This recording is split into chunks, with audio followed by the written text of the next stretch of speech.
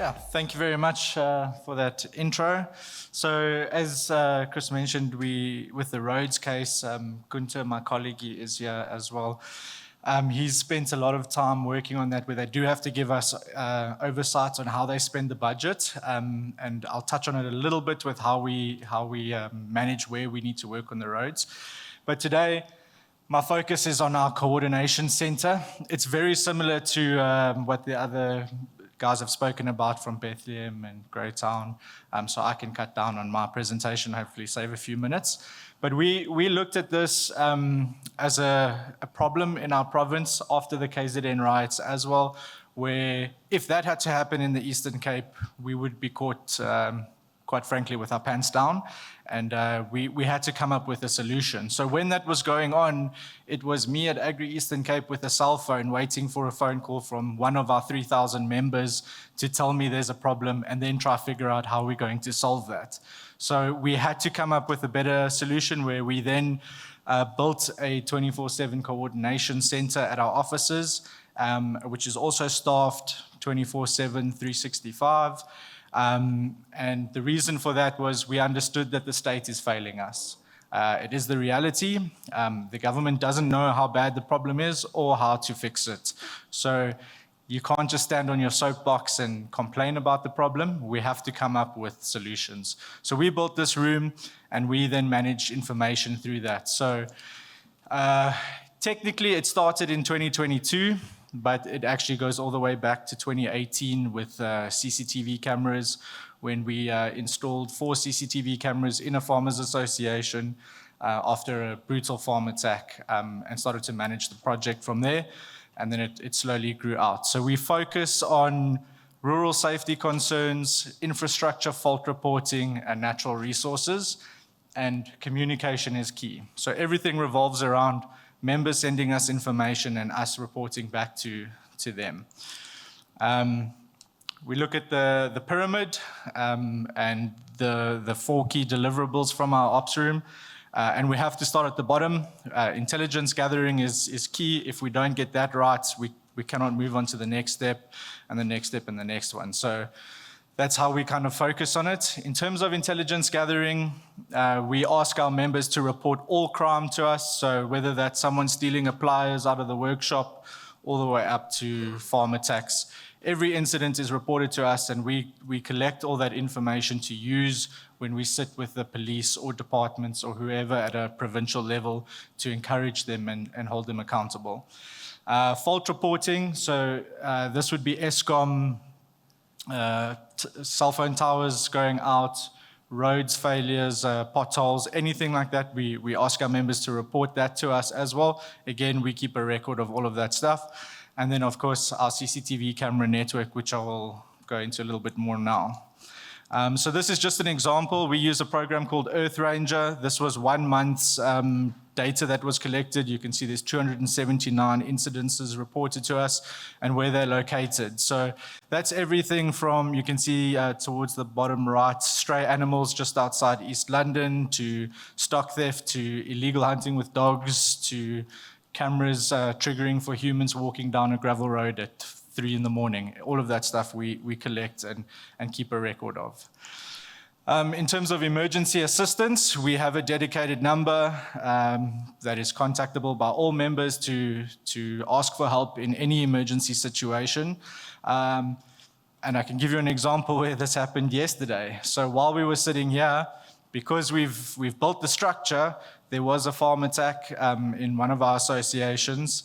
The members in the area are very proactive. They contacted the ops room, immediately got assistance, started checking cameras, and resulted in an arrest of 2 of the suspects within a couple of hours. So that was quite nice to see. With protest action, same thing. When the EFF called for a national shutdown last year, we were getting information off the ground where protesters were starting to gather, collecting tires, through our ops room directly to the SAPS Provincial Operation Command Center. We were feeding information back to them, and they were telling us POPs or whichever unit has been deployed. So we were able to keep our members and police working together through a provincial center for protest action as well.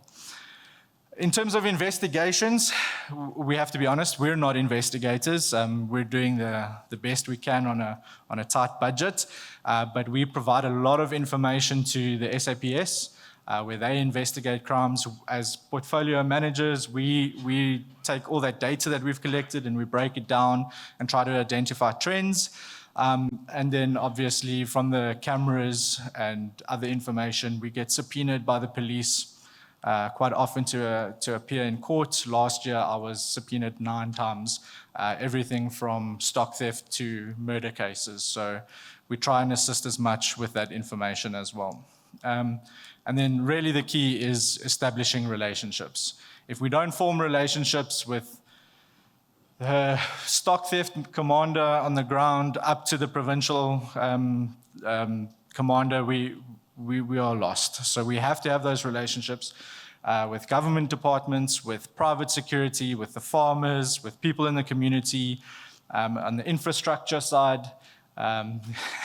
I went with Günther to a roads meeting the other day, and because he's built that relationship, he pretty much sat in the meeting, told the guy how useless he is, and he got a smile and a thank you back, and then told he would sort the roads out. So it all comes down to building those relationships. As the other guys mentioned as well, fire protection, we have the FPAs based in our office, directly linked to our ops room, so all of those things are in place as well.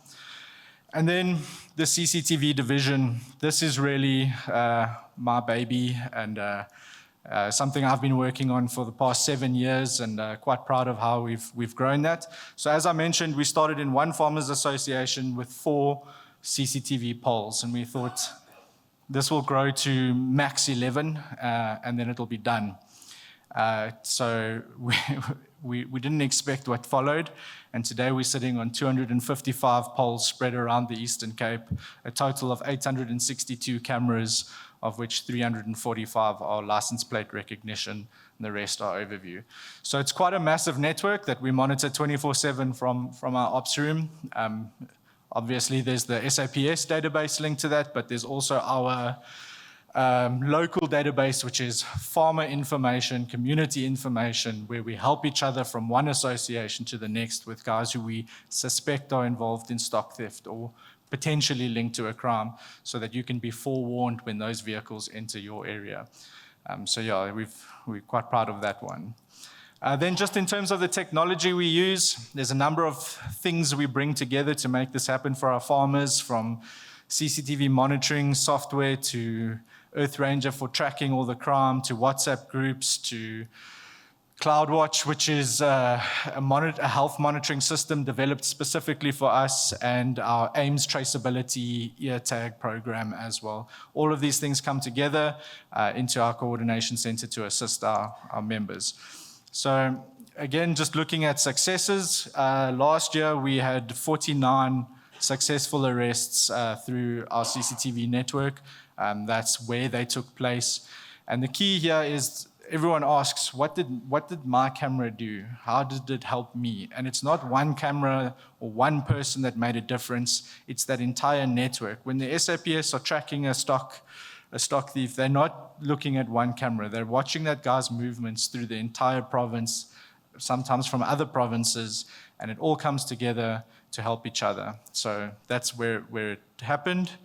And then, yeah, just to sum up, trying to save a minute here. Obviously, thank you to Landbou for having us. But I just wanted to say, every day I work in the worst possible environments, dealing with evil people, horrible things.